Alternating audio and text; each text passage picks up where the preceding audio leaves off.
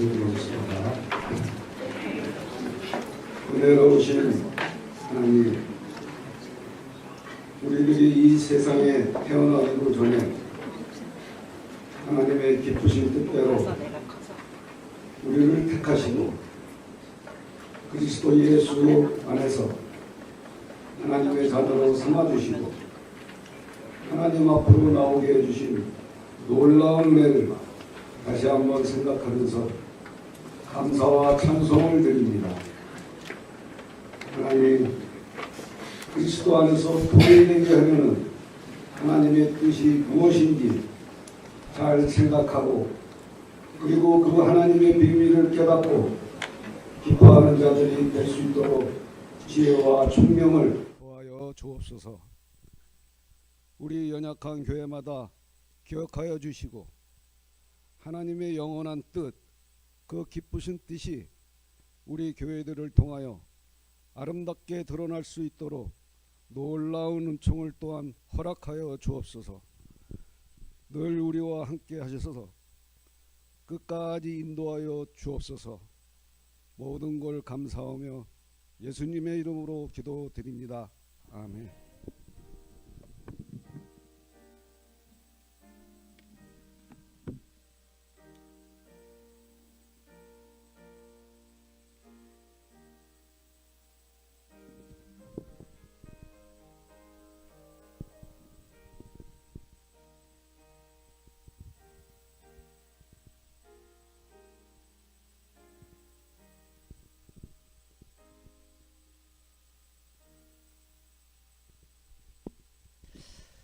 예, 우리 이번에 연합사경을 하면서 15년의 그 공백 통해서 나타나는 현상이 많이 우리가 노령화가 되어졌다 그랬죠. 그러다 보니까는 젊은 사람들이 참 우리 젊은이들이 이렇게 많이 없는 것이 늘 좀 아쉬운 감이 좀 있었습니다. 우리의 이 진리를 계속해서 전승해 갈 우리의 젊은이들 앞으로 하나님께서 더 붙여 주실 줄 믿고요. 특별히 우리 귀한 우리 청년부가요, 오늘 마음을 모아서 하나님께 찬양을 드리도록 하겠습니다. 청년부 나와주셔서 찬양 있겠습니다. 박수로 한번 격려해 주시고요. 예.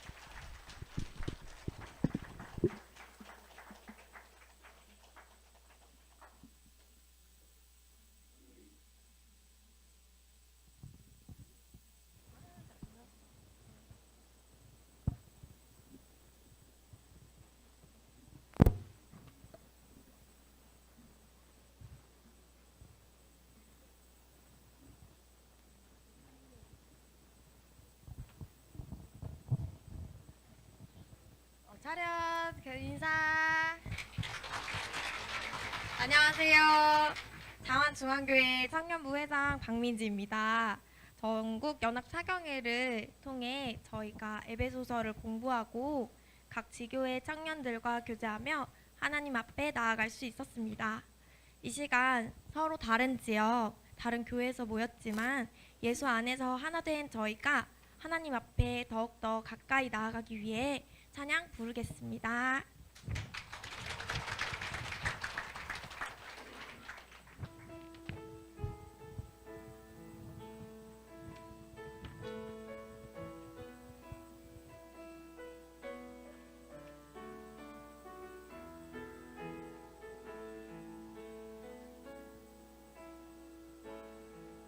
하늘의 문을 여소서, 이곳을 주목하소서. 주를 향한 노래가 꺼지지 않으니 하늘을 열고 보소서. 이곳에 임재하소서. 주님을 기다립니다. 기도의 향기가 하늘에 닿으니 주여 임재하여 주소서. 이곳에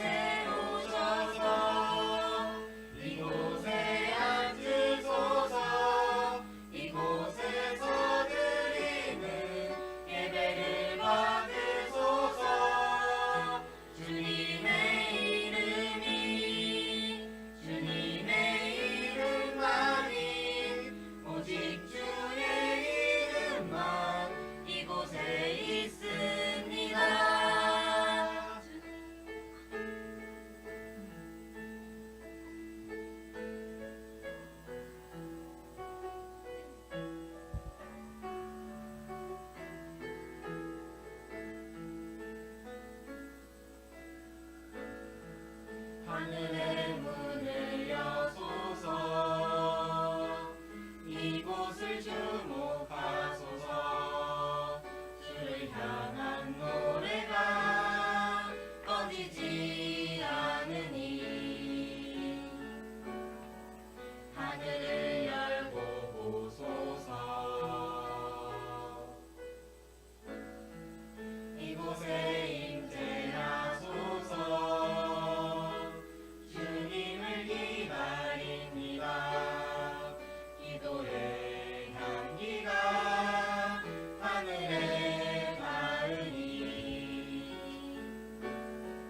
주여 임재하여 주소서 이곳에 오셔서 이곳에 앉으소서 이곳에서 드리는 예배를 받으소서 주님의 이름만이 오직 주의 이름만 이곳에 있습니다 이곳에 오셔서 이곳에 앉으소서 이곳에서 드리는 예배를 받으소서 주님의 이름만이 오직 주의 이름만 이곳에 있습니다 주님의 이름만이 오직 주의 이름만 이곳에 있습니다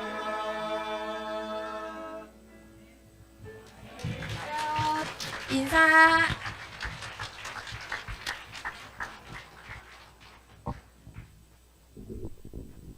너무너무 아름답죠?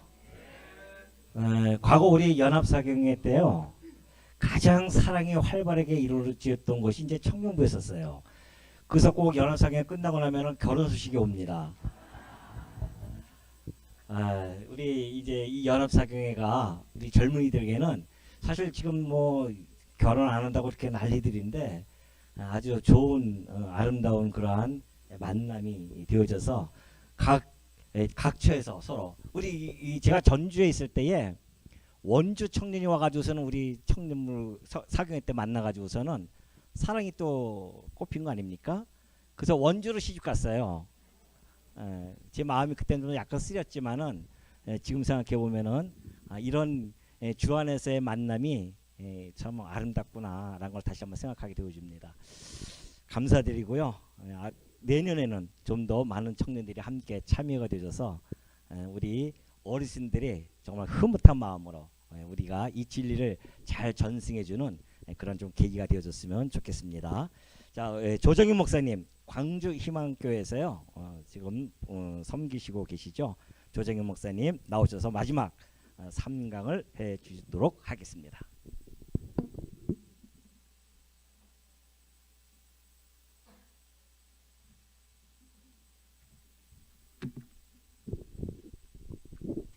안녕하십니까. 조장영 목사라고 합니다. 저를 아시는 분들도 혹시 계시겠고 또 처음 뵙는 분들도 아마 있을 것입니다.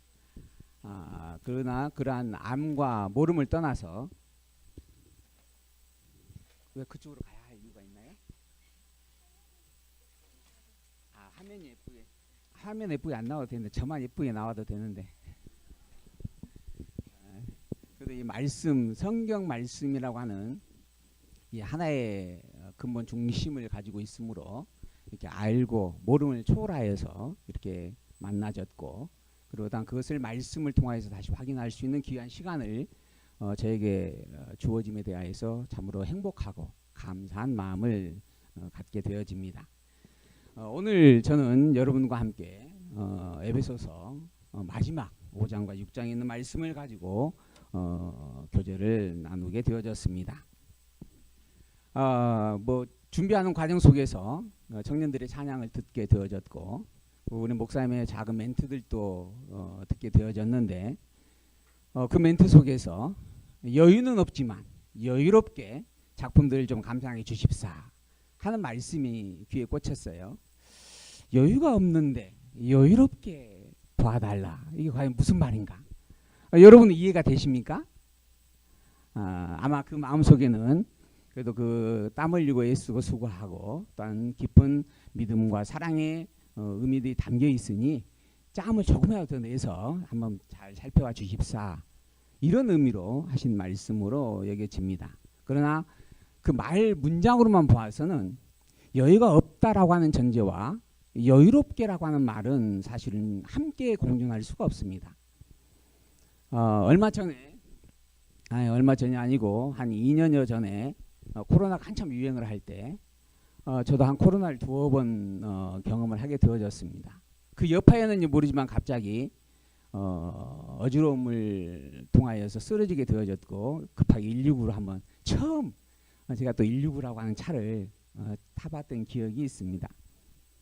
그 뒤로 이제 계속 그 어지러움증이 해소가 안 되고 한 2년여 동안 고생을 좀 하고 있는데 그래서 이제 어느 날 주일날 준비를 하고 강의를 시작하려고 하는데 증상이 발현이 되어졌습니다.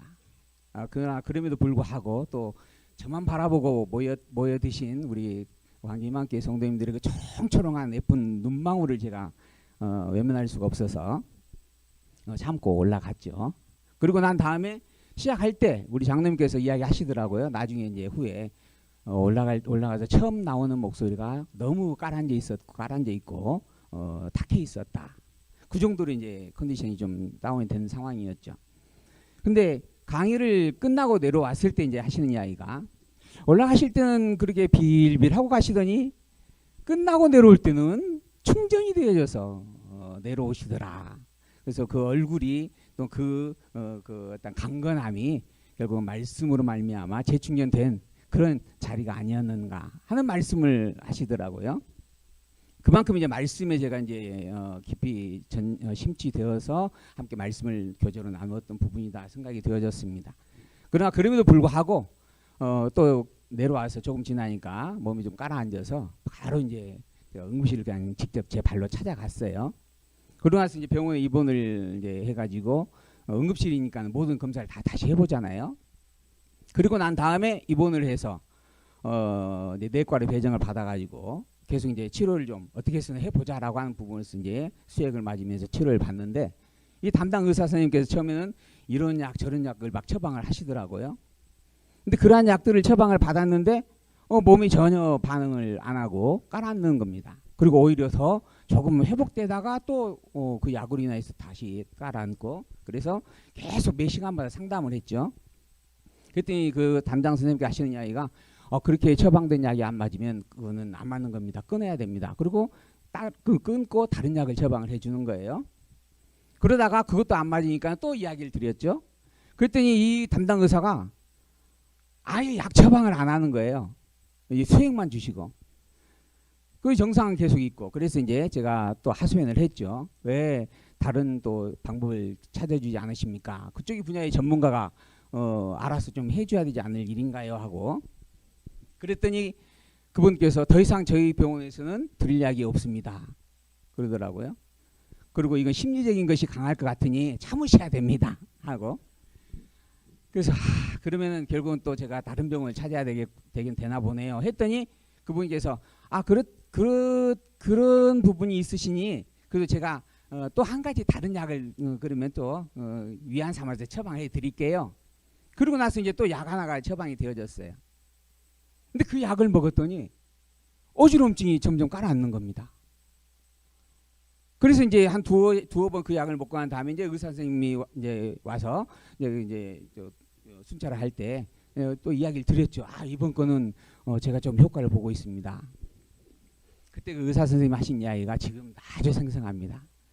갑자기 뒤로 한 두어 걸음 물러서시더니 허허 하고 웃으시더라고요. 그러면서 하시는 이야기가 선생님이 이번에 처방해드린 약은 요 귀 밑에 붙이는 멀미약 있죠? 그 멀미약에 효능과 같은 그 성질과 같은 약을 처방을 드린 겁니다.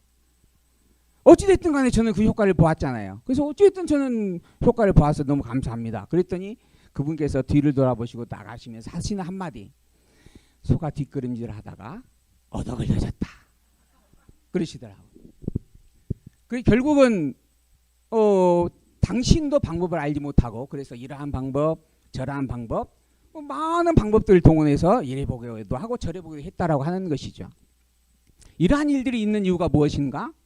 그게 다 사람 각자 자기 개인의 시각을 가지고 자기 개인의 기준점 속에서 일들을 바라보기 때문에 있는 현상들입니다. 오늘 종교라고 하는 신앙이라고 하는 많은 모양들을 가진 모습들을 우리는 만나보고 있습니다.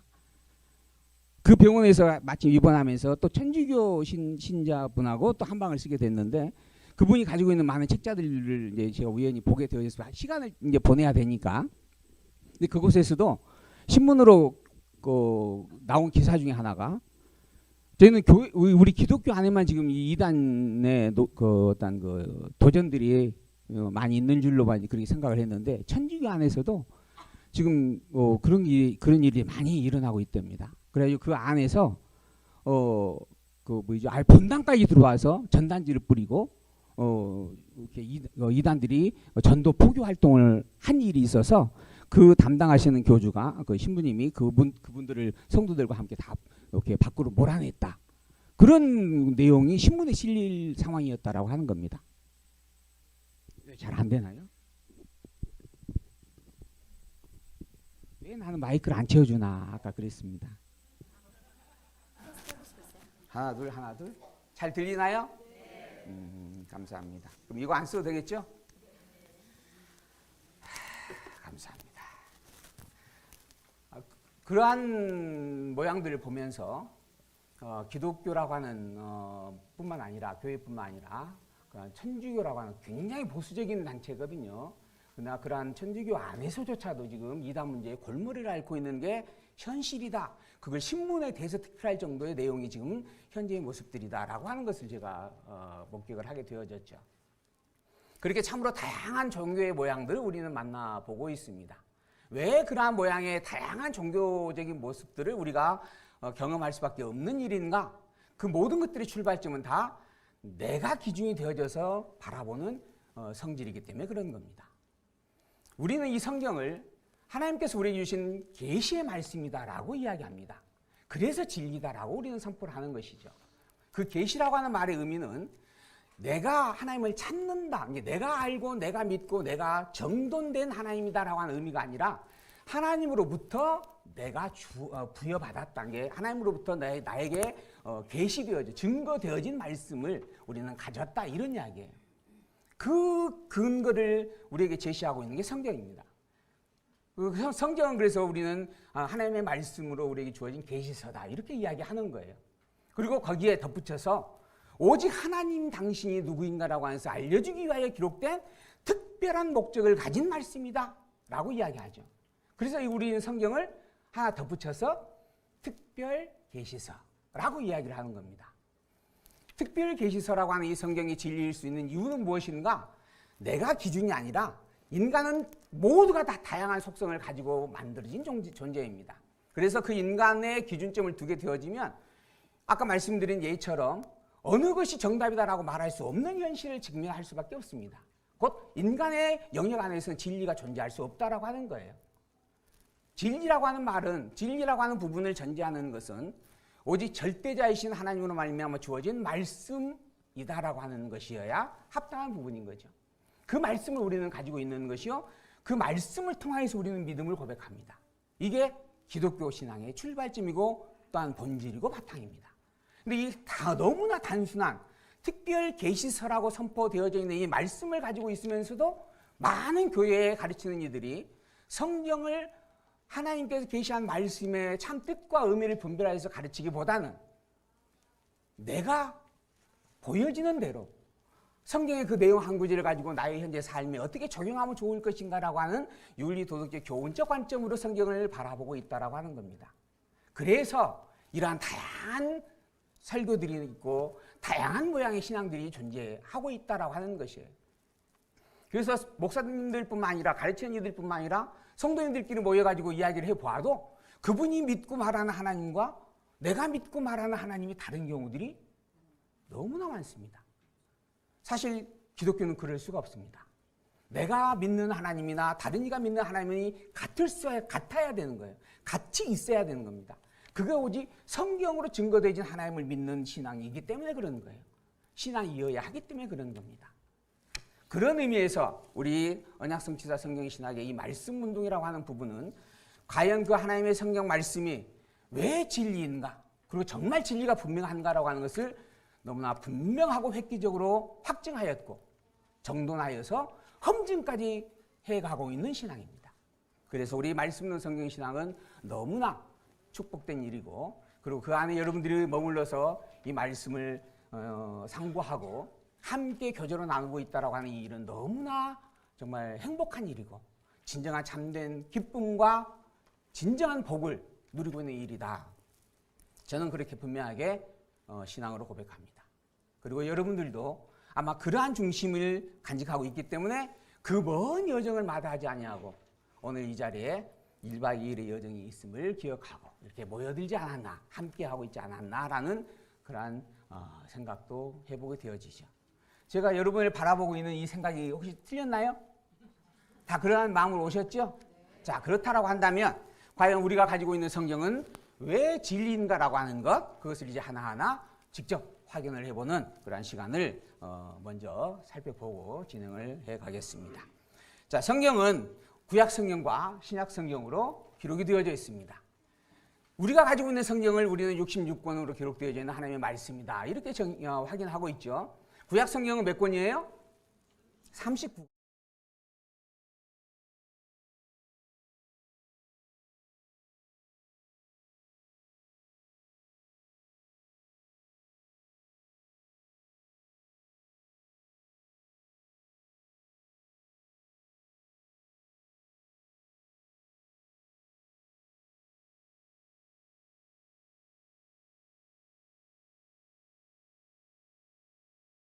기억하시면 또한 쉽다라고 하는 부분으로 해서 또한 이야기하기도 합니다. 이처럼 구약 성경은 39권으로 구성이 되어져 있으며 구약 성경의 내용은 역사 섭리에 대한 증거, 찬양의 증거,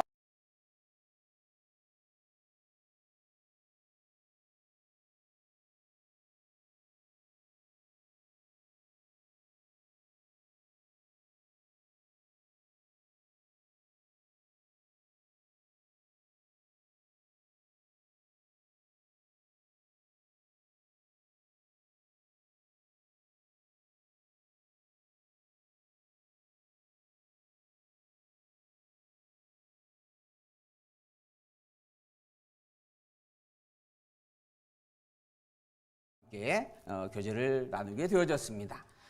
에베소서는 예수 그리스도께서 이 땅에 오셔서 당신이 그리스도였음을 직접 증거해 주신 복음서의 말씀에 이어서 그 교회가 어떻게 세워졌으며 왜 세워졌으며 무엇 때문에 세워져 있는가라고 하는 것에 대한 증거의 말씀을 기록해 주고 있는 내용의 한 본문입니다.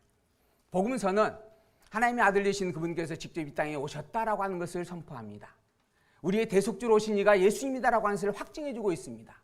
그분의 직임과 신분과 사역과 그분의 근본 본성을 통하여서 과연 예수님은 그리스도와 틀림없으며 그 예수님은 하나님이 보낸 하나님의 아들이시며 원래 근본적으로서는 하나님과 같은 하나님이시다라고 하는 것을 선포해 주고 있는 말씀이죠. 구약에 기록되어 있는 역사 섭리로서 증거되어진 아브라함과 이삭과 야곱을 통하여 선포된 이스라엘의 역사 섭리, 또한 인류의 시조인 아담에게 선포되어진 3대 언약으로 세워진 역사의 섭리, 그러한 모든 역사 섭리에 대한 내용 속에 담겨져 있는 최고의 약속인 우리의 대속주 그리스도가 있는데 그 그리스도가 이 땅에 오셨으며 오신 이가 예수님이다라고 하는 것을 너무 명확하게 그분의 신분을 통하여서, 그분의 직임을 통하여서, 또한 그분의 실제적 사역을 통하여서, 그리고 아예 그분의 본질을 통하여서 선포해 주고 있다라고 하는 겁니다. 그로 말미암아 예수님이 그리스도인 것을 그 누구도 부정할 수 없습니다. 부정되어지는 것 자체가 사실은 이상한 일일 수밖에 없는 내용이죠. 그게 복음서에서 말씀해 주고 있는 내용입니다. 그리고 난 다음에 그런 그리스도 되신 예수님께서 당신의 그리스도 되신 것에 대한 증거를 계속 확장시켜 나가는 섭리로 성령을 보내셔가지고 당신의 터 위에 당신의 백성들을 드러내게 되어집니다. 그게 교회라고 하는 이름이요, 성도라고 하는 이름이다라고 하는 것이죠. 예수 그리스도가 바탕이요, 본질이요, 머릿돌이 되어주셔서, 또한 예수 그리스도가 그 머리요, 그 주가 되어주셔서 그의 몸의 지체로 삼은 자들, 그들이 이 세상에 존재하여 확증되어지는 섭리를 해가신다라고 하는 거죠. 그것이 곧 사도행전의 내용들입니다. 하나님 예수님께서 성령을 보내시고 그리고 사도로 일꾼을 세우시고 그들을 통하여서 예수님의 그리스도인 것을 증거해 주는 것이죠. 그리고 그 예수님의 그리스도인 것을 고백하는 이들이 하나하나 드러나지게 되어집니다. 그게 바로 지상의 교회들이다라고 하는 것이죠. 그러한 교회들에게 그러한 교회의 본질이 무엇인지, 또한 그러한 교회가 어떻게 세워졌는지, 그러한 교회가 이 땅에서 살아가는 삶의 의미와 목적이 무엇인지, 이걸 에베소서에는 너무나 분명하게 되새겨주고 선포해 줍니다. 그래서 이 에베소서는 교회의 설립에 대한 내용이 기록되어져 있고, 교회의 성장에 대한 내용, 교회 생활의 실제에 대한 내용이 기록되어져 있습니다. 이 에베소서는 한편으로 보게 되어지면 신구약 성경 전체의 모든 내용을 아우르고 있는 결론을 담고 있는 내용이다라고 평가할 수 있는 부분이다. 저는 그렇게까지 가치 부여를 하고 있습니다. 창세기 1장을 보게 되어지면 태초에 하나님의 천지를 창조하시니라 이렇게 시작이 되어졌죠. 그리고 난 다음에 창조되어진 이후의 세계에 대한 내용들이 기록이 되어집니다. 그리고 요한계시록을 가게 되어지면 이 세상 모든 만물이 마지막 심판을 통하여 종결되어진다.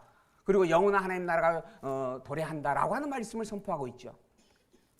그 모든 것들이 사실은 창조에서 종말이라고 하는 부분의 시간적 흐름 속에 내용을 담고 있는 겁니다. 그런데 그것이 전부가 아니었습니다. 그것은 영원하신 하나님, 스스로 자존하시는 여호와 되신 그 하나님, 절대 진리이신 그 하나님이 당신의 존재하심과 당신의 속성의 영광을 우리로 하여금 드러내 알게 하는 경험의 교육장소로 만든 세계이다라고 선포하고 있죠. 그 세계 이전에 이미 영원하신 하나님의 존재하심이 있음을 성령이 확인해 주고 있다라고 하는 겁니다. 그 영원하신 섭리에 대한 증거를 기록하고 있는 말씀이 바로 에베소서에 담겨 있습니다. 그래서 에베소서에는 창세 전 작정과 예정이라고 하는 말씀이 함께하고 있는 거예요. 그러니까 어떻게 보면 창세기까지 아우르고 있는 것이요, 요한계시록까지도 다 이미 포괄하고 있는 내용을 담고 있는 부분이다라고 하는 거죠. 그러한 모든 창세기에서 요한계시록까지, 또는 이 세상이 창조되어지고 난 이후에 이 세상이 종말을 맞이하기까지의 인류의 모든 역사의 섭리가 무엇 때문에 필요한 것이고 왜 존재하게 되어지는 것인가라고 하는 것을 담고 있는 결론이 에베소서에 담겨 있다라고 하는 겁니다. 그런데 그 에베소서의 내용이 출발을 보게 되어지면 교회가 무엇인가 라고 하는 것으로 시작을 합니다. 그러니까 교회의 존재성, 그리고 교회의 정체성, 교회의 가치성을 증거해주고 있는 내용의 말씀이다라고 하는 것이죠. 진리의 말씀들을 통하여서 우리가 현재 교회와 성도로 있는 우리가 이 세상에서 살아가야 할 이유와 목적, 그리고 살아가는 참된 의미와 가치, 이것을 명확하게 증거하고 세워주고 그것을 굳게 하여서 그것을 영원히 간직하고 살게 하는 증거의 말씀으로 에베소서가 우리에게 함께하고 있는 말씀이다 라고 하는 겁니다. 그 내용의 부분을 우리는 교회를 세우신 하나님이 교회를 양육하고 교회를 무장하고 교회로 하여금 진리를 지키게 하고 그리고 교회로 하여금 최후의 승리를 얻게 한다라고 하는 증거의 말씀들 가운데 교회를 무장케 하는 섭리의 내용에 담겨 있다. 이렇게 이제 단락으로는 구분을 하고 있죠. 에베소서를 시작해 봅니다. 에베소서의 내용은 이미 우리 전 시간에 2번이나 말씀하셨던 내용 속에 교회란 무엇인가라고 하는 것을 담고 있다 라고 하는 증거의 말씀이 기록이 되어졌죠. 먼저 진리가 무엇인가, 그리고 교회가 어떤 존재인가라고 하는 것을 증거해 주는 말씀의 내용입니다. 첫 번째, 진리란 무엇인가 라고 하는 것부터 우리가 확인을 해봐야 되겠죠. 진리라고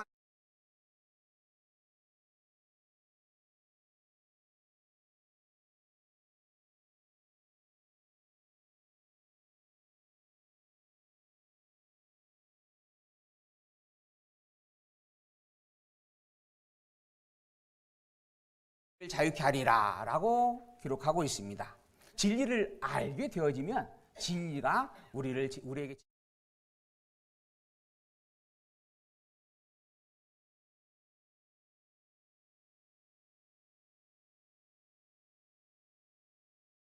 한 본질이다라고 이야기할 수 있는 부분이 되는 거죠.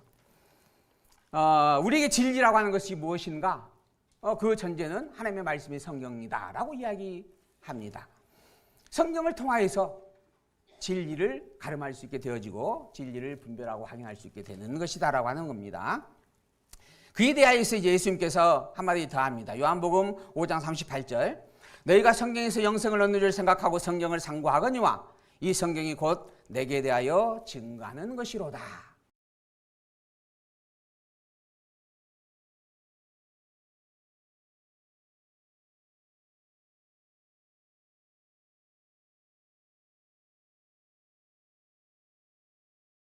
그러니까 구원과 영생에 대한 내용을 담고 있는 게 성경이다, 이렇게 이야기할 수 있는 것이에요.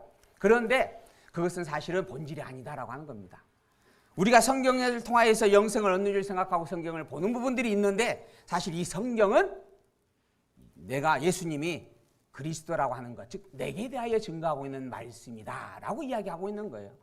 그러니까는 우리가 영생을 얻는 방법을 찾기 위하여 성경을 보는 것이 본질이 아니라, 그러한 영생을 기록하고 있는 말씀의 중심, 또한 영생을 가르치는 말씀의 핵심, 그게 곧 예수 그리스도이신데 그런 예수님의 그리스도 되심을 증거하고 있는 말씀이 성경이다라고 하는 겁니다. 그래서 예수님의 그리스도이심을 믿고 고백하고 확증하는 신앙을 갖게 되어지면 곧 영생과 구원을 누리게 되는 일이다라고 하는 것이죠. 그러니까 우리가 성경을 보는 관점입니다. 영생을 얻기 위하여, 구원을 받기 위하여 성경을 본다, 이거는 초보적 신앙이다라고 하는 겁니다. 그러한 구원과 영생은 예수님의 그리스도를 믿는 신앙의 고백을 갖게 되어지면 당연히 동반되어지는 일입니다. 성경이 기록되어진 본질은 구원과 영생을 가르쳐주기 위하여, 구원과 영생에 대하여 증거하기 위하여 기록되는 것이 아닙니다. 곧 예수님이 왜 그리스도인가, 그리고 정말 그리스도인가 라고 하는 것을 증거해 주기 위한 거죠. 그러면 왜 예수님이 그리스도인 게 그렇게 중요한가? 그 예수님의 그리스도 되심은 영원 진리이신 여호와 하나님을 확증하는 최고의 표적이기 때문입니다. 예수 그리스도를 믿는 신앙을 갖지 못하면 여호와 하나님을 만날 수도 알 수도 깨달을 수 없는 일이기 때문에 그런 겁니다. 그래서 예수 그리스도를 하나님께서 당신을 증거하는 최고의 표적이다라고 말씀하고 있다라고 하는 것이죠. 그렇다라고 한다면 이제 우리가 예수를 통해서 얻게 될 영생이죠. 영생이 무엇인가? 영생은 유일하신 참 하나님과 그가 보내신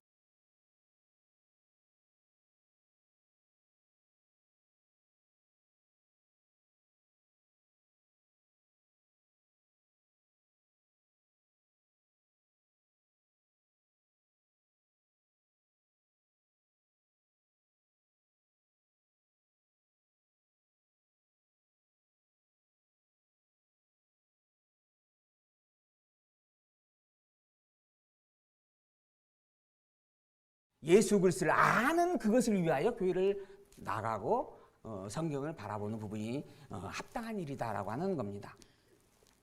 그래서 이제 그 영생에 대한 부분을 이야기하고 있는 말씀을 제가 요절로 확인을 해드렸습니다. 더불어 하나님께서 보내신 일을 믿는 것, 이게 하나님의 일이다라고 하는 요절도 우리는 성경에서 찾아볼 수가 있습니다. 예수 그리스도를 믿는 그것이 여호와 하나님을 믿고 경외하는 최고의 표적이고 증거이다. 그래서 예수 그리스도를 믿지 않는 자는 사실은 여호와 하나님과 아무 상관없는 자이다라고 이야기할 수 있습니다. 예수 그리스도를 알지 못하는 자, 그건 여호와 하나님을 믿는 자가 아닌 겁니다. 예수 그리스도를 알지 못하고 예수 그리스도를 믿지 못하는 자는 그건 여호와 하나님을 어떻게 보면은 이름만 가지고 있는 신앙이 되는 부분이다라고 하는 겁니다. 우리 주변에는 예수 그리스도를 이야기하는 이들이 많습니다. 또한 여호와 하나님을 고백하는 이들도 참 많이 만나게 되어집니다. 그런데 예수 그리스도를 이야기하면서 예수 그리스도 이외에 다른 그리스도 있을 수 있다라고 여기는 이들이 참 많더라고요. 근데 예수 그리스도라고 하는 이 말은요, 예수님만이 그리스도라는 이야기입니다. 예수님 외에는 그 어떤 존재도 우리의 대속주 그리스도가 되지 못한다. 그런 존재는 있지도 않다. 왜 있지 않는가? 하나님께서 우리에게 보내신, 그리스도로 보내신 이는 예수의 이름을 가진 그분뿐이기 때문이다라고 하는 거죠. 그래서 예수 그리스도를 믿는다라고 하는 말의 고백에는 예수님이 그리스도요, 더불어 예수님만이 그리스도다라고 하는 고백을 담고 있어요. 근데 예수님만을 그리스도라고 하는 믿음을 고백하고 있으면서 저기서 그리스도가 있다, 여기에 그리스도가 있다, 내가 예수다라고 하는데 글로 찾아가는 이들이 있어요. 심지어 나 예수 그리스도 인정한다. 그러나 예수 그리스도는 그때 그리스도요, 지금은 하나님께서 다른 그리스도를 보내셨다. 이렇게 이야기하는 분들도 있습니다. 다 잘못된 이야기입니다. 오직 하나님께서 우리에게 보내신 그리스도는 예수님밖에 없습니다. 성경은 그걸 명백하게 증거하고 확인을 해주고 있죠. 그래서 교회의 본질이라고 하는 것은 그 예수 그리스도가 나의 머리요 주라고 하는 것을 먼저 깨달아 아는 일부터 시작이 되어집니다. 그래서 이 에베소서 1장에서부터 너희가 어떻게 세워진 존재인 줄 아느냐, 너희가 어떠한 귀한 존재인 줄 아느냐, 너희는 창세전 영혼에서 하나님께서 그리스도 안에서 작정하고 예정하는 섭리 속에 택함받은 자들이다. 그리고 난 다음에 창조 섭리가 이루어졌다라고 이야기하는 거예요.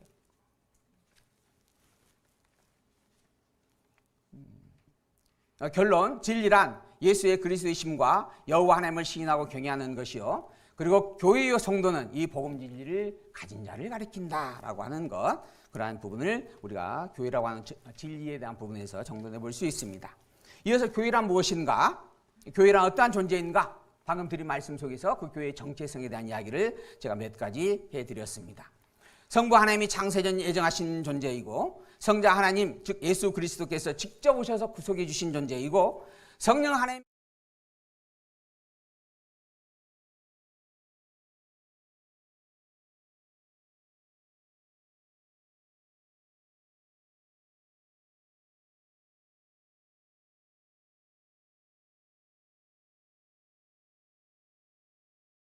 더하여 가진 자입니다.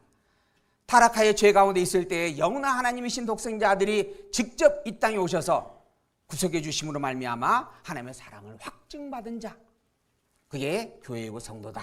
그리고 성령 하나님이 직접 인도하고 항상 영원히 함께 하는 존재, 그로 말미암아 어떠한 존재도 하나님과 그리스도 예수에게서 우리를 끊어낼 수 없는 존재, 그게 교회이고 성도다 라고 하는 겁니다. 그래서 속된 말로 그런 이야기가 있어요. 택자로 확정을 받은 자는 지옥 가고 싶어도 갈 수 없다. 절대 가게 내버려두지 않으신다 하는 겁니다. 왜 그러는가? 이것을 정하신 이의 이름이 여호와이기 때문입니다. 그 여호와의 이름은 스스로 자중하시는 영원자이십니다. 절대 진리이셔요. 그래서 한 번 정한 것은, 한 번 언약으로 선포한 것은 어떠한 일이 있어도 변개될 수가 없습니다. 그래서 그분을 우리는 전능자요, 주권자요, 영원불변의 신실한 자라고 찬양을 하는 거예요. 그 찬양이 바로 시가서의 내용들입니다. 하나님은 전능자이십니다. 하나님은 절대 주권자요, 영원불변의 신실자이십니다. 그런데 그런 하나님이 나를 어찌하여 이렇게 사랑해 주십니까? 그러니 나는 참으로 행복한 자입니다. 참으로 소중한 자입니다. 그렇게 이야기하고 있는 게 찬양의 고백들이다라고 하는 것이죠. 그렇다고 한다면 하나님은 왜 교회를 절대 주권과 은혜로 세워가고 있는 것인가? 질문해 볼 수 있잖아요. 그것은 성경은 이렇게 증거합니다. 오직 이스라엘의 여호와로 증거되어진 그 하나님, 예수 그리스도, 당신의 하나밖에 없는 독생자 아들을 우리의 대속주로 보내주신 그 하나님, 그분만이 진정한 참 하나님이요 유일한 하나님인 것을 깨달아 알아서 오직 그분만을 하나님으로 찬양하게 하기 위함이다. 예수 그리스도를 믿음의 고백으로 간직하고 우리의 머리요 주이심을 늘 고백하고 그를 힘입어 무엇을 하든지 말이나 일이나 예수의 이름으로 행하면서 여호와인 하나님을 찬양하게 하려고 행하신 섭리였다. 그래서 이 피조 세계가 창조된 것이고 만물이 존재하는 것이고 오늘 우리가 살아가고 있는 겁니다. 우리의 구원은 내 의지와 노력의 행위로 인한 것이 아닙니다. 본래 하나님의 창세전 택함받은 자로서의 그 근본된 본분을 회복하고 있는 일이다라고 말할 수도 있습니다. 그것도 내가 아니라 하나님의 직접 대속주로 이 땅에 오셔서 우리를 사망 가운데 생명으로 옮겨주신 일이었다. 그러니 그리스도 예수와 여호와 하나님을 향한 온 마음과 뜻과 힘을 다해서 충성하고 순종함이 교회와 성도로서는 마땅한 일이다. 이게 사실 이 에베소서의 내용의 결론이다라고 할 수 있을 부분들입니다. 그 구체적인 행동의 내용을 이제 제가 맡아서 5장과 6장에 있는 내용으로 여러분과 함께 나누게 되어지는 것입니다. 이제 에베소서 본문에 대한 정돈을 간단하게 살펴보겠습니다. 에베소서 교회의 무장으로서의 증거하는 말씀이요, 교회의 진리를 통한 무장의 섭리를 기록하고 있다. 그 내용 속에서 교회에 대한 설립에 대한 근거, 어떻게 세워졌는가라고 하는 것, 교회 설립의 기초, 성부 하나님의 장세전 예정하심을 따라 성자 하나님의 직접 이 땅에 오셔서 구속해 주시고 성령 하나님께서 인쳐 주심으로 말미암아 세워진 게 교회요 성도이다. 그러므로 교회와 성도의 머리는 그리스도이시며 성도는 그러한 그리스도의 몸.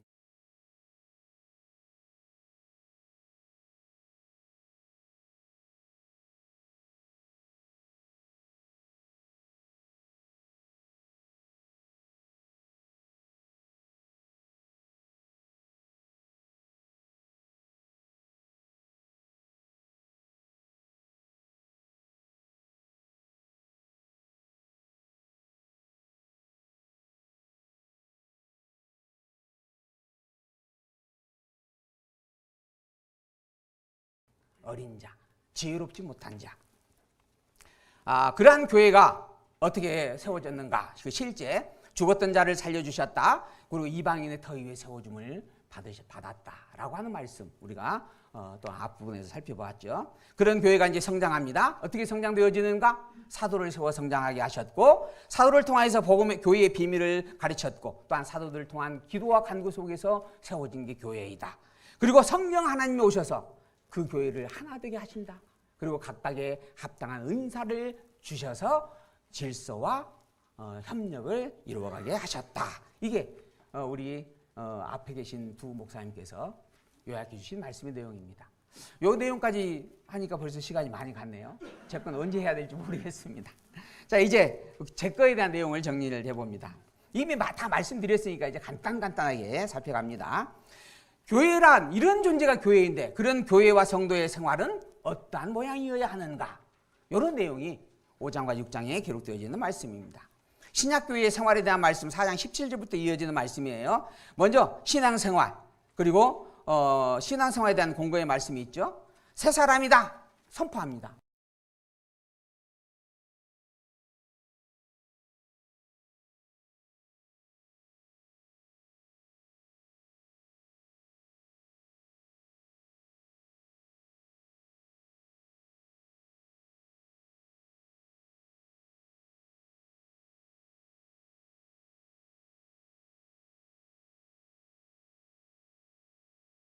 합당한 일이다. 즉 하나님의 자녀답게 사는 게 성도다운 모습이다.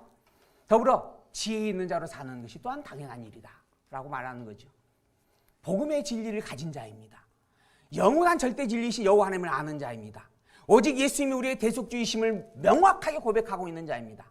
그걸 증거하고 자랑하고 향기로 보여주면서 살아가면 됩니다. 이게 성도가 살아가는 삶의 모양이다라고 하는 것이죠. 이게 신약교회 성도의 생활이다라고 하는 것이죠. 그래서 4장에 있는 말씀 이미 보았죠. 새 사람을 입을 것을 대한 당부. 진리가 예수 안에 있는 것 같이 너희가 과연 그의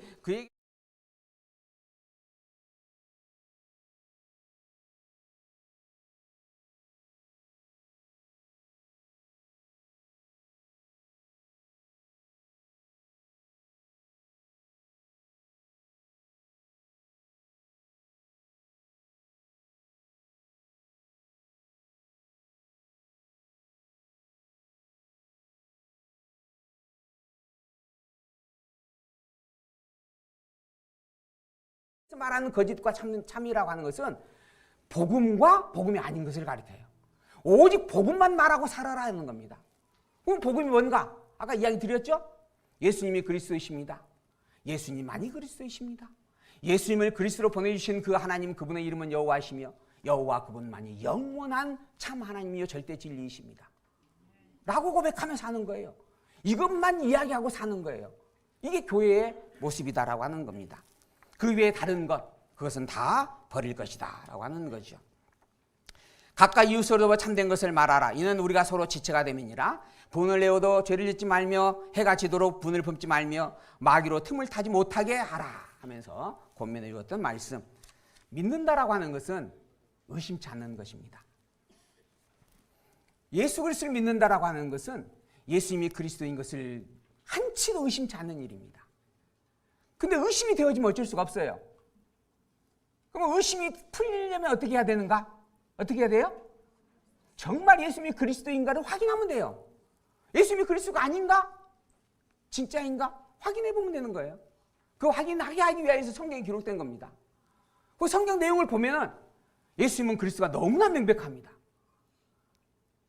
아브라함과 다윗의 자손이 오신다라고 약속을 했는데 아브라함과 다윗의 자손이 오셨어요. 그게 마태복음 1장 1절입니다. 아브라함과 다윗의 자손 예수 그리스도의 세계라. 마가복음 1장 1절은 뭔지 아세요? 하나님의 아들 예수 그리스도에 대한 이야기를 말하겠다라고 하는 겁니다. 하나님의 아들이시다. 하나님의 권능을 가지셨다. 그래서 마가복음의 특징이 표적과 기적이다라고 이야기해요. 마가복음의 모든 내용들을 분석을 해보면 다른 것보다 훨씬 분명하게 예수님께서 행하신 표적적 사건을 강조하여 기록이 되어집니다. 왜 그러는가? 그 일을 행할 자는 하나님의 능력을 가진 자인데 그런데 예수님이 그 능력을 행하고 있어요. 그러니 예수님은 하나님이 틀림없다.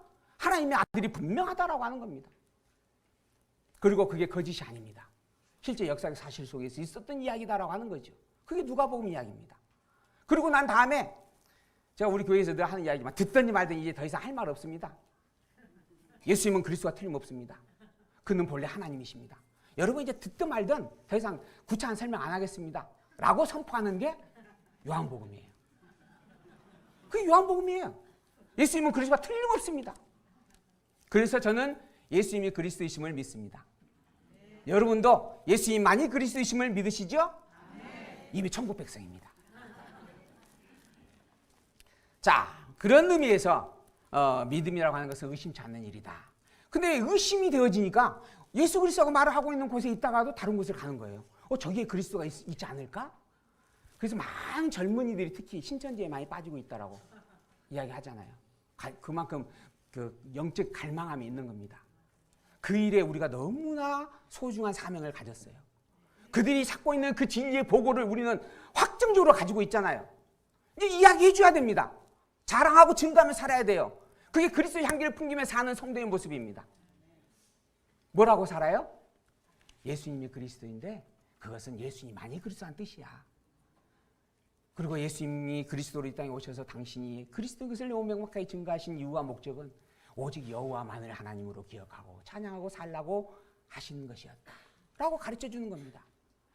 그것을 입으로만 가르칠 것이 아니라 우리의 삶의 모양 속에서 우리의 행동 하나하나 속에서 드러내며 사는 거예요. 그게 자랑하며 사는 일입니다. 다른 거 자랑하시면 좀 헛소고일 수 있습니다. 진정한 참된 자랑은 예수의 그리스도이신 그리고 예수 그리스도를 통하여 확증되어진 나의 하나님인 여호와를 고백하고 사는 것입니다. 그런 줄 믿습니다. 자, 이제 5장 1절. 그러므로 너희는 교회답게 혹시 제가 몇 시에 끝나야 되나요? 네? 40분이면 되죠? 아주 여유가 조금 있습니다. 왜냐하면 앞에 분들이 이렇게 준비한 것이 너무나 많다 보니까 뒤에 가니까 오토바이를 다루시더라고요. 근데 그 오토바이를 달고 하시는 말씀이 제가 지금 평상시 하는 말씀보다 그도 더 차분하더라고요. 근데 제가 오토바이를 달게 되어지면 이제 큰일 납니다. 그래서 제가 확인을 해본 거고요. 자, 그러므로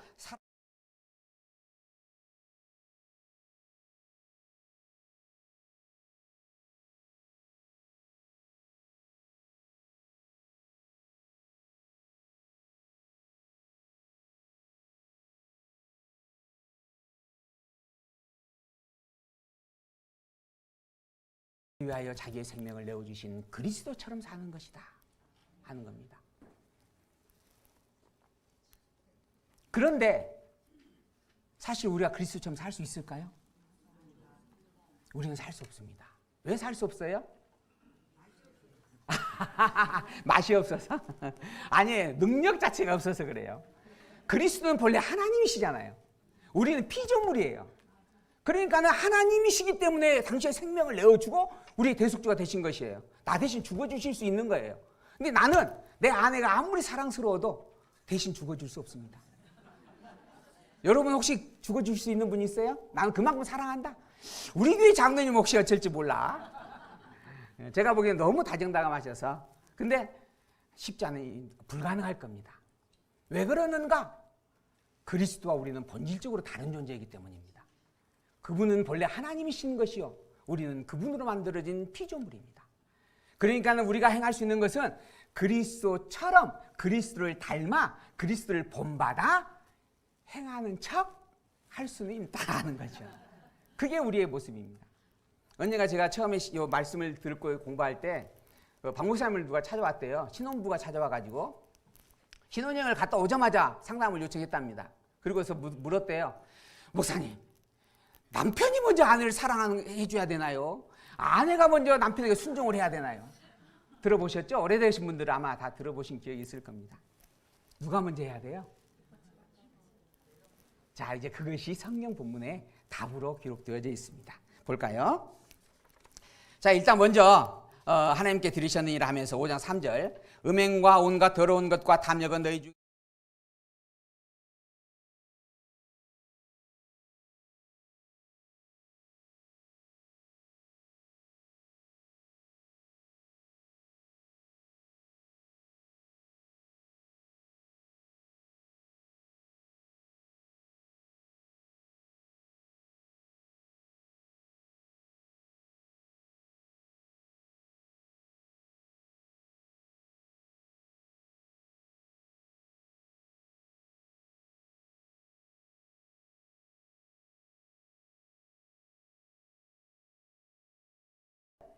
전제가 있어요. 여호와인 하나님과 그리스도 예수에 대한 신앙의 고백을 붙잡고 그것을 증거하며 사는 거예요. 그게 감사예요. 그것을 이야기하고 사는 게 감사를 나누는 일입니다.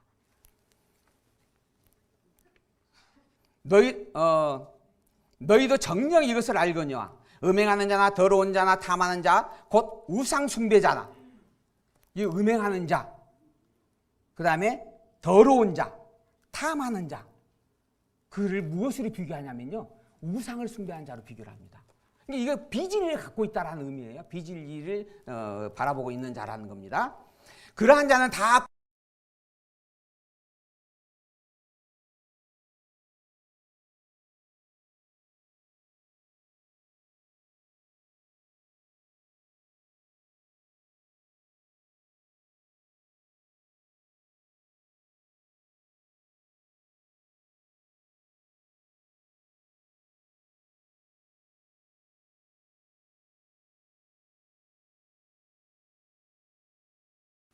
오직 복음을 가진 자, 복음을 간직한 자, 그리고 복음을 전하며 자랑하며 사는 자, 이게 교회와 성도의 모습이다. 그리고 그것을 부인하는 자는 참 성도로서, 교회로서는 용납할 수 없는 것이다 라고 하는 것이죠. 그러니 어떠한 그러한 이야기는 용납하지 말고 허용도 하지 말라. 그런데 안타깝게도 오늘날에는 오늘날에 이런 자들이 교회 안에서 복음이라는 이름으로 가르치고 있는 현실을 우리는 목도하고 있습니다.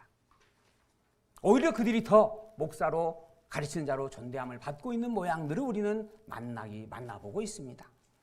멸망에 가증한 것이 거룩한 곳에 서서 참된 복음을 무너뜨리고 거짓을 참이라고 가르치고 있는 현실들을 우리는 너무나 쉽게 목도할 수 있다고 하는 겁니다. 이에 우리는 먼저 참된 복음을 분별해야 됩니다. 그리고 그 복음을 굳게 세워가고 지켜내야 할 것입니다. 성경이 증거하는 그 복음이 무엇이며 그 복음의 바른 뜻이 그 복음의 바른 뜻이 무엇인지를 알고 확증하여서 굳게 세워가기를 힘쓰는 것이죠. 그것만이 왜곡되고 변질된 거짓 진리를 분별하고 배격할 수 있는 참된 힘이다라고 말씀드릴 수 있습니다. 이것을 위하여 필요한 것이 무엇인가? 성경이 자증해주는 진리성에 대한 확증입니다. 우리 많이 들어보셨죠? 진리성에 대한 확증, 성경의 진리성, 그리고 그 성경이 가지고 있는 진리성만 우리가 인정할 것이 아니라 왜 진리인가라고 하는 것을 직접 확인해 가는 거예요. 성경신학은 이것을 가졌습니다. 그래서 제가 도표를 다시 한번 확인해 드렸어요. 성경신학이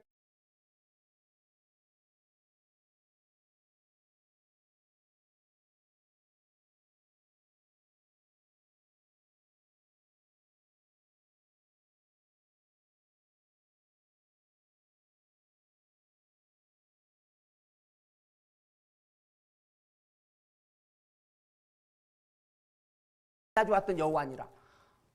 끊임없이 여호와 이름이 반복되어지고 있는 게 구약 성경의 내용이죠. 그래서 주제가 이스라엘 하나님은 여호와이시다. 신약 성경의 주제는 예수님이 그리스도이시다라고 하는 것에 대한 증거의 내용이에요. 그러면 여호와 하나님과 그리스도 예수님에 대한 증거 내용이 어떻게 하나일 수 있는가? 여호와 하나님이 구약 성경의 내용을 통하여 약속으로 선포한 말씀 속에는 실체적 언약인 그리스도가 담겨 있다라고 하는 거죠. 그 실체적 언약인 그리스도, 그래서 그 그리스도에 대한 약속을 아담으로부터 시작을 하는 거예요. 그리고 난 다음에 첫 아담과 둘째 아담 예수 그리스도로 성경이 증거하잖아요. 구약 성경에 기록된 모든 내용 속에는 그리스도가 본질로 담겨 있다라고 하는 약속입니다. 그리고 그 약속된 그리스도가 실제로 오셨어요. 근데 그 누구인가? 예수님이에요. 그래서 예수님이 그리스도다라고 하는 것을 증거하고 있는 게 신약 성경이에요.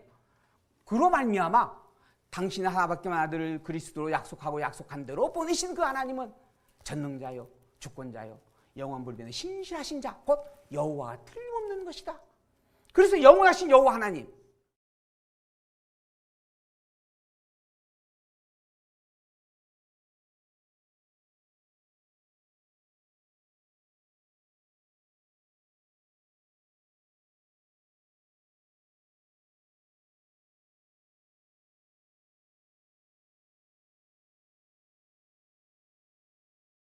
안에서 빛이라. 빛의 자녀처럼 행하라.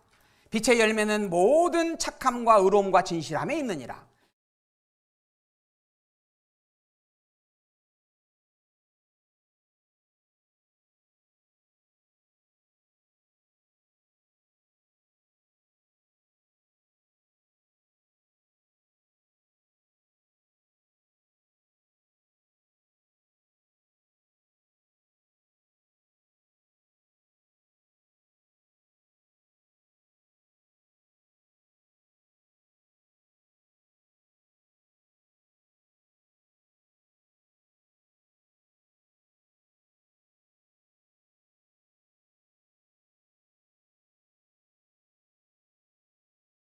나의 머리에 주로 계신데, 영원한 전능자의 절대 주권자의 하나님이 나의 하나님으로 계신데 왜 내가 자꾸 시련을 당하고 곤고함을 당하고 또한 사단의 유혹 속에 넘어지고 있는가?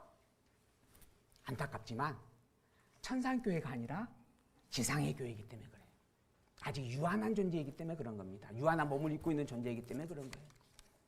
그래서 더더욱 우리가 경건함으로, 겸손함으로 하나님의 말씀을 되새기고 붙잡고 그것을 의지하고 살게 힘써야 마땅한 거예요. 이걸 해야 되느냐 저걸 말해야 되느냐라고 하는 갈등 속에서 우리는 선택의 기로에 항상 서게 되어집니다.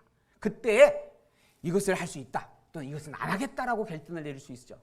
무엇을 근거로 그런 결단을 내릴 수 있는가, 내려야 되는가? 일반 사람들은 돈이나 명예나 성공을 기준으로 놓고 그걸 선택합니다.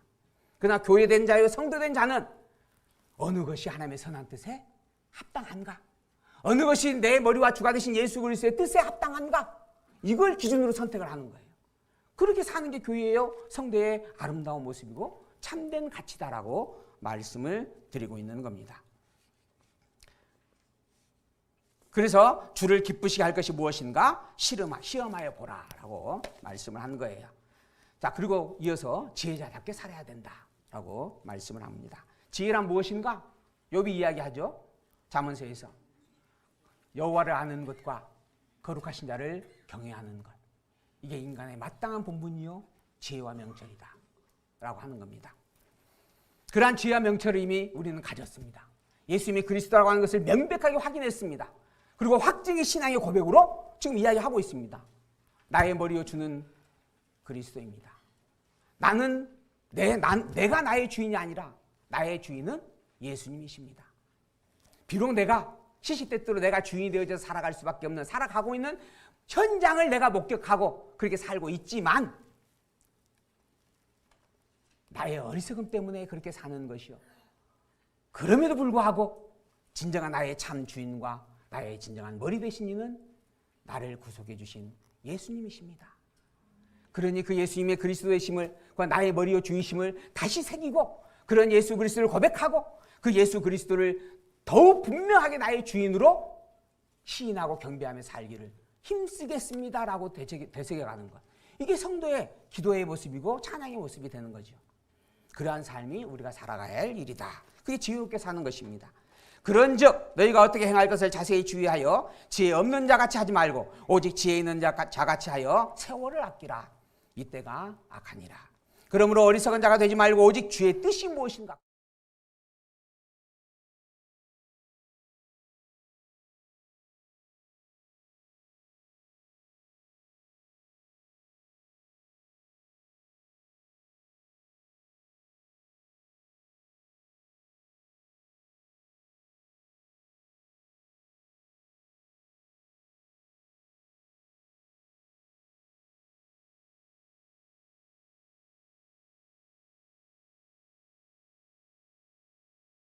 이제 구체적으로 생활 속에서 드러내 확인해주고 있는 말씀이 바로 이제 5장 22절부터 기록이 되어집니다.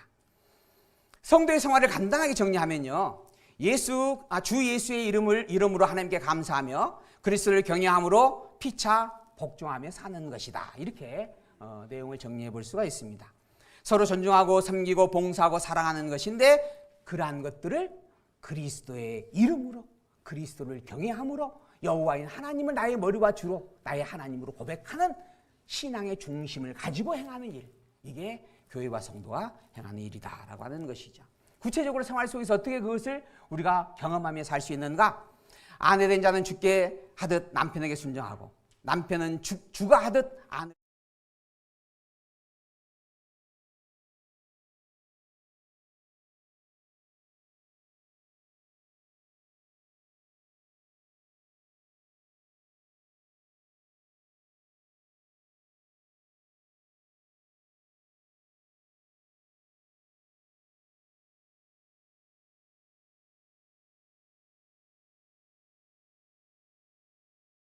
하듯 주가 하듯 이것을 바르게 알기 위하여서 모여진 것이다. 저는 그렇게 보입니다.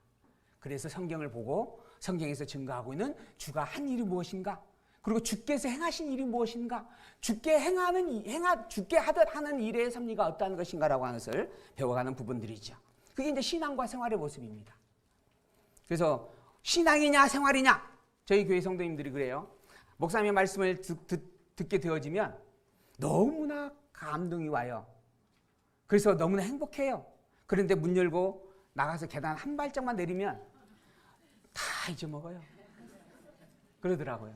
그래서 신앙과 생활이 괴리가 됐다라고 하는 거죠. 그러나 생활은 곧 신앙의 증거의 삶입니다. 생활과 신앙이 아니에요. 내가 가지고 있는 신앙의 본질을 드러내며 사는 게 생활입니다. 그것이 성도다운 삶을 살아가는 비법이에요. 내 안에, 바꿔 말하면 내가 행하는 현재의 모양은 내 안에 있는 신앙의 분량을 증거하고 있는 일이에요. 그러니까 내 모양을 보고 요 정도 모양이네? 그러면 내가 부끄러울 수밖에 없는 거죠. 그러한 삶의 모양이 신앙과 생활의 관계성이다라고 하는 부분입니다. 그걸 구체적으로 알아먹기 어렵게 설명이 될까봐 직접 확인시켜 주는 거예요. 남편은 이렇게 해야 된다, 아내는 저렇게. 참 그래서 성경이 자상합니다. 그래서 정말 구체적으로 알아먹을 수 있도록 설명을 해주고 있는 부분들이에요.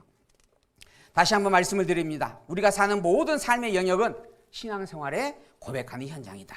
우리에게 있는 모든 일들은 믿음 아니면 죄라고 하는 부분 속에서 규명될 수 있는, 나누어 줄 수 있는 성질을 가졌다. 그래서 로마서에서 이야기했나요? 믿음으로 행치 아니하는 모든 것은 죄니라. 그러니까 결국은 믿음이냐 죄냐라고 하는 부분으로 나뉘는. 근데 성도는 이미 믿음 안에 있는 자잖아요. 그러니까는 믿음의 행위로서의 합당하냐 아니면 미흡하냐 이렇게 이제 나누는 거예요. 그게 죄냐 아니냐라고 하는 문제가 아니라 믿음의 분량이 어떤 분량이냐 이렇게 이제 나와지는 부분이죠. 너 성도라고 하면서 왜 죄를 짓느냐? 사실 요거는 성도에게는 규정되기 어려운 부분입니다. 이미 성도는 죄에서 해방받은 자잖아요. 해방받았다고 죄가 없다라는 이야기 아니에요. 범죄 속에서 함께 살아가고 있는 거죠. 다만 그걸 죄로 정죄하여서 지옥까지 앉는다는 이야기예요. 그래서 미흡하다, 어리다. 그럼 어린 성도와 성숙한 성도, 그러한 관계에 대한 부분으로 성경은 이야기할 수밖에 없죠. 그래서 이제 이야기해 주는 겁니다. 아내가 먼저 순종할 것이냐, 남편이 먼저 사랑해야 되는 것이냐. 자, 볼까요? 아내들이요. 여기는 아내가 먼저 나오네요. 그래서 요거 가지고 아내가 먼저 사랑 순종을 해야 됩니다. 이렇게 이야기하는 부분들이 있어요. 그러나 이제 내용을 봅니다. 아내들이여 자기 남편에게 복종하기를 주께 하듯 하라. 그냥 남편에게 복종해야 된다라고 하는 말이 전제가 그 바탕이 아니에요. 근본이 아닙니다. 그렇게 복종하는 그 일을 누가 하든 주께 하든 하는 것이다. 여기에는 핵심이 남편이 아내 남편에게 순종하라, 복종하라 이걸 가르치는 말씀이 아니에요. 주께 하듯 복종하라 이렇게 가르치고 있는 거예요. 근데 뒤에는 딱 잘라내고 성경 보세요. 아내가 남편에게 먼저 복종해야 됩니다. 하지 않았습니까? 이거는 반투막 잘라놓고 성경을 보는 겁니다. 그렇게 하는 것이 무엇으로 하는 것처럼 해야 되는가? 주께서 주께 하는 것처럼 해야 되는 것이다. 이는 왜 그러는가? 이는 남편이 아내의 머리됨이기 때문이고 그리스도께서 교회의 머리됨을 가르쳐주기 위한 섭리가 담겨있기 때문이다 하는 거예요. 예수 그리스도가 교회의 머리 되시잖아요. 우리의 머리와 주라고 우리가 고백하고 있잖아요. 그걸 새기게 하려고 아내로 하여금 남편에게 복종하고 순종하라고 가르쳤다라는 이야기입니다. 그러니까 그리스도 예수가 없는 복종이나 순종의 강요는 사실 아무 이 성경과는 관계가 없는 이야기예요. 그 윤리 도덕적 교훈이 될 수밖에 없는 이야기입니다. 그가 바로 몸의 구주시니라. 그러므로 교회가 그리스도에게 하듯 아내들도 범사에 자기 남편에게 복종할 것이니라. 더불어 남편들이여 아내를 사랑하는 것이 옳으냐 아니냐? 사랑하는 게 옳아요 아니에요? 사랑하는 게 옳습니다. 당연히 옳아요. 왜 옳은가? 그리스도께서 교회를 사랑하시고 그 교회를 위하여 자신을 주심같이 하는 일이기 때문입니다. 그러니까 그냥 단순히 아내가 너무나 예뻐서 저는 저희 아내를 너무나 사랑합니다. 너무나 예쁘거든요. 근데 예뻐서 사랑하는 게 아니에요. 그리스도께서 교회를 이처럼 사랑하심을 내가 알기 때문에 그런 그리스도를 늘 새기는 마음으로 아내를 사랑하고 있는 거예요. 더 이상 했다가는 큰일 날 것 같아요. 그래서 이제 뒤에 보게 되어 뭐라 하냐면 자기 자신과 같이 우리 옛날 그 개역 성경을 보게 되지만 제 몸같이 이렇게 되어져 있어요. 번역이 자기 자신과 같이 하는 것이다 라고 이야기합니다. 더불어서 결론은 딱 한 가지입니다. 아내가 남편에게 복종하는 것, 남편이 아내를 사랑하는 것은 누가 먼저 해야 될 일이냐? 그리스도가 교회를 사랑하고 오직 여호와 하나님에게 충성을 다하였던 그리스도를 아는 자가 먼저 하면 될 일이다. 이게 신앙의 성숙한 자예요. 이게 신앙의 성숙한 자가 먼저 하면 돼요. 사랑하고 복종하는 겁니다. 그래서 바로 29절에 뭐라고 하냐면 누구든지 그리고 언제나 먼저 하는 거예요. 신앙의 앞선 자가 자기 육체를 미워하지 않고 오직 양육하여 보호하기를 그리스도께서 교회에게 함과 같이 하면 되는 일이다. 이 비밀이 크도다. 나는 그리스도와 교회에 대하여 말한 것이다. 이 모든 가르침이 아내여 복종하라, 남편여 사랑하라, 사실 이걸 가르친 게 아니에요. 그리스도와 교회에 대해서 말하는 것이다. 그러니 너희가 이 그리스도와 교회를 생각하는 것으로 아내와 남편을 대하면 된다라고 이야기하는 겁니다. 그러나 아까 말씀드린 것처럼 우리는 그리스도일 수가 없습니다. 그리스도를 본받아 행하는 그러한 미약하고 유한한 한계점을 가진 존재이다라고 하는 거죠. 그래서 그러나 너희도 각각 자기의 아내 사랑하기를 자기 자신같이 또한 아내도 자기 남편을 존중하는 그러한 자가 되어야 할 것이다. 이 모든 것들에 대해서는 주께 하듯 주가 하듯 주를 위하여 주의 뜻을 분별하여 하나님의 선한 뜻을 사모하여 행하라 라는 말입니다. 그것이 이어서 자녀에 대하여서 부모가 자녀를 대할 때에도 자녀가 부모를 공경할 때에도 주인된 자가 종을 대할 때에도 종된 자가 주인을 섬길 때에도 동일하다. 그렇게 이야기하고 있는 말씀이죠. 그게 바로 6장까지 기록되어져 있는 말씀의 내용들입니다. 이제 마지막 부분입니다. 마지막 당부하는 내용이에요. 말씀으로 무장하길 바란다. 너희는 연약한 지상교회, 더더나 진리와 비진리가 끊임없이 싸우고 있는 전투의 현장 속에 있는 자이기 때문에 무장을 하라. 근데 무장을 할 때 머리만 무장하면 안 됩니다. 전신갑주를 입으라 라고 이야기하죠. 근데 우리는 머리만 여지껏 무장한 경우가 좀 있었어요. 그래서 아는 것만 가졌던 경우들이 참 많았습니다. 그러나 보게 되어지면 머리도 하고 어깨도 하고 배도 하고 손도 하고 종아리도 하고 다 해라. 이 모든 것들의 최종적 핵심적 무기 여호와의 말씀, 하나님의 말씀, 성경이다라고 하는 말씀이 무장이다.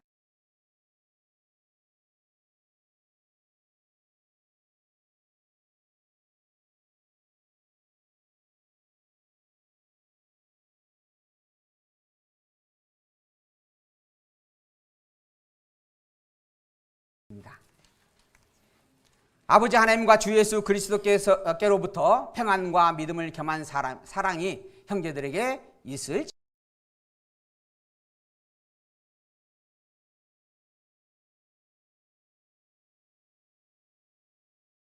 예수 그리스도를 머리와 주로 가졌다라고 하는 것 잊지 마십시오. 나는 내가 주인이 아닙니다. 나의 주인은 그리스도 예수님이십니다. 그리고 그리스도 예수가 나의 머리와 주가 되시는 것은 그리스도 예수께서 영원하신 여호와 하나님만을 바라보고 살았던 것처럼 살게 하려고 그러시는 겁니다. 이게 교회요 성도의 정체성이며 가치입니다. 이제 마지막입니다. 여러분 옆에를 보시고 인사하십시다. 나는 참 소중한 자입니다. 나는 참 존귀한 자입니다. 나는 이 세상에서 최고로 행복한 자입니다. 나라고 했더니 많이 안 하시네. 그럼 옆에 분 보고 우리는, 자 해볼까요? 우리는 가장 소중하고 가장 존귀하고 최고로 행복한 자입니다. 할렐루야. 아멘. 기도하겠습니다. 스스로 자존하시는 영원 진리이신 여호와 하나님 아버지, 약하고 미련한 저희를 택하사 힘 얻게 하시고 마귀와 싸우게 하시니 참으로 감사합니다. 때로는 어둠의 권세에 덮여서 넘어지고 찢기지만 진리의 허리띠를 동이고 의의 흉배를 붙이고 복음의 신을 신고 믿음의 방패와 구원의 투구를 쓰고 성령의 검으로서 무장하여 전신갑주를 삼아 담대히 진리의 푯대만을 높이 들고 전진하는 삶을 살게 하여 주옵소서. 말씀으로 철저히 무장하여 예수 그리스도의 이름으로 예수 그리스도를 닮아가는 아름다운 자가 되게 하여 주옵소서. 예수님만이 우리의 그리스도요 여호와만이 우리의 하나님으로 영원히 함께 하옵시기를 우리를 죄에서 구원해 주신 주 예수 그리스도의 이름으로 감사하며 기도드리옵나이다. 아멘.